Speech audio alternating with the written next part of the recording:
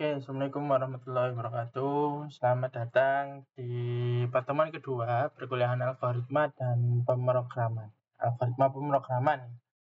Oke, pada kesempatan kali ini kita akan membahas mengenai struktur algoritma ya, struktur algoritma dan flowchart ya. Oke, jadi langsung saja mungkin ya.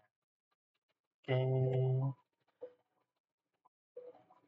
ini berikutnya pengertian flowchart ya. Flowchart itu adalah bagan-bagan yang mempunyai arus dan menggambarkan langkah-langkah penyelesaian suatu masalah.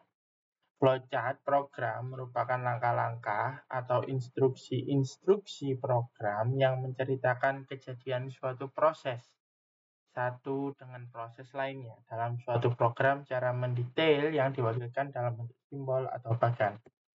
Simbol-simbol flowchart yang pertama adalah terminator, itu permulaan atau akhir program. Kemudian ada garis alir atau flow line ya, atau arah aliran program. Kemudian ada preparation, ada proses inisialisasi atau pemberian harga awal. Yang kotak ini adalah proses perhitungan atau proses pengolahan data. Terus dari genjang ini adalah input atau output data ya. Jadi untuk anak informatika, flowchart ini penting ya. Jadi ini dasar banget ya. Kemudian ada kotak, ada garisnya ini ada predefined process. Ini ada permulaan subprogram ya. Proses menyalurkan subprogram. Kemudian ada decision ya. Ini ada apa seperti itu ya. Perbandingan pernyataan. Jadi ini kalau ada if else ya kan. Kemudian ada bundle itu on page connector atau penghubung bagian-bagian flowchart yang berada pada satu halaman. Kemudian off page connector itu penghubung bagian flowchart yang berada pada halaman yang berbeda. Pembuatan flowchart ini tidak ada kaidah yang baku ya. Jadi kita bebas untuk membentuk flowchart itu mau ke bawah, ke samping dan seterusnya. Flowchart sama dengan gambaran hasil analisa suatu masalah, kan? Flowchart dapat bervariasi antara satu pemrogram dengan pemrogram lainnya. Jadi tiap orang punya karakteristik ya untuk dalam pembuatan flowchart. Secara garis besar itu ada 3 bagian utama, yakni pertama input, proses, dan output. Hindari pengulangan proses yang tidak perlu dan logika yang berkelit sehingga jalannya proses menjadi singkat. Jalannya proses digambarkan dari atas ke bawah dan diberikan tanda panah untuk memperjelas. Contoh penggunaan flowchart itu pastinya yang pertama ada simbol terminator, di mana simbol terminator ini adalah untuk mengawali dan mengakhiri, dari awal dan akhir ya. Jadi biasanya ditulis dengan kata-kata start, begin atau mulai. Untuk akhir biasanya ditulis dengan kata stop, end atau selesai. Contoh penggunaan flowchart, di sini ada input-output digunakan memasukkan suatu nilai untuk proses atau menampilkan nilai dari hasil suatu proses. Di mana misalkan ada input nama, input umur ya kan. Biasanya nama itu nggak dimasukkan di flowchart ya. Jadi yang dimasukkan itu adalah yang diproses saja. Contoh misalkan kita membuat aplikasi penghitung umur ya kan ya. Umur berapa sekarang. Nah, itu berarti inputnya adalah input ini aja, input umur ya kan ya. Nama alamat nggak penting ya kan. Outputnya juga sama. Kemudian berikutnya contoh penggunaan untuk simbol proses. Nah, di sini ada simbol proses kotak tadi ya. Jadi ini kalau misalkan itu ada dikali, ditambah, dikurang, dikali, dibagi, itu ada di kotak. Kemudian simbol decision ini kalau misalkan ya kan kita mengelompokkan jadi 2 kelompok, yakni Anda masih muda, Anda sudah tua, misalkan kayak gitu ya, atau true or false. Nah, ini digunakan simbol decision. Jadi minim ada 2 luaran ya. Dari gambar berikut ini, I kalau lebih dari 5 dia akan menggok ke kanan, kalau tidak dia akan jatuh ke bawah. Ya kan? Tuh.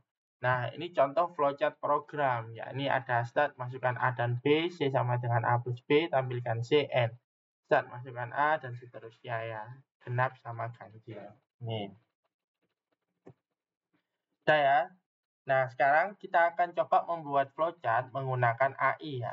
Jadi, silahkan kalian di Google, ketik flowchart AI, kemudian kita klik yang eraser ini ya, yang eraser. Nah, ini ada AI flowchart generator. Kalian klik, nanti akan muncul di sini, ya kan?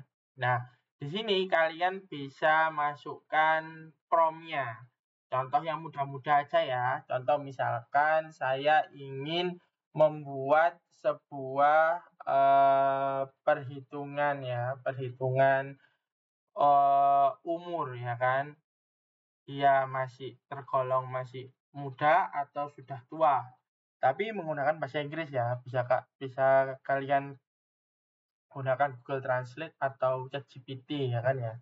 Sini kita ya make flowchart of software to categorize umur itu adalah age, the young and old. When the age lebih dari 40, 50 aja ya, 50, the categorize is young. And when the age lebih ini keliru ya. Ini harusnya kurang dari guys. Lebih dari 50 is old. Ya, ini ya. Oke. Ini red. Klik.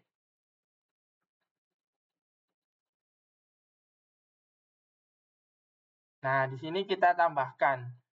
Jadi di sini ada pertanyaan tambahan. How should the system handle the case when the age is exactly 50? Karena kita tidak jelas ya. Kalau 50 itu masuk apa? Young apa old? Kita categorize as old, ya kan? Additional, young and old should be considered no, ya kan? Kita baca no, gini ya. Manual age input, ya kita klik manual age input karena nanti kita manual ya, masukkan umur, ya gitu ya. Should flowchart include any output action? Display kategori on screen. Nah, trigger nggak usah ya. No output action needed. Klik generate diagram.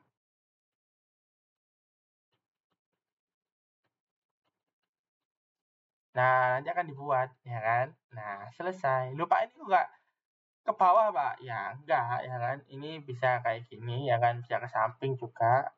Ya, nah ini, kemudian ini ya. Ini akan ada terminator, ada decision, ya kan? Nah, ini ada terminator yang untuk terakhirnya, N-nya, ya kan? Itu yes dan no. Itu ya. Nah, kalau kita mau edit misalkan, ya kan? System to fit. Nah, bisa save and edit. Tapi harus login ya kalau save dan edit ya. Udah, tadi ini silakan di screenshot, kemudian ditaruh di ini ya, ditaruh di e-link untuk tugasnya. Oke? Untuk pertemuan kedua hari ini saya sekian. Terima kasih. Assalamualaikum warahmatullahi wabarakatuh.